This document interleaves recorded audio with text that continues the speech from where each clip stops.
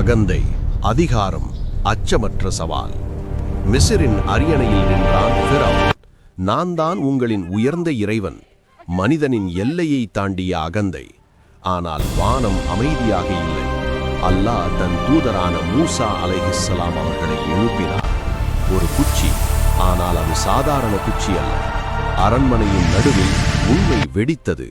மந்திரவாதிகள் தலை குனிந்தனர். ஆனால் ஃபிரௌனின் இதயம் கல்லாகவே இருந்தது. இரவு இருளில் விசுவாசிகள் பயணித்தனர்.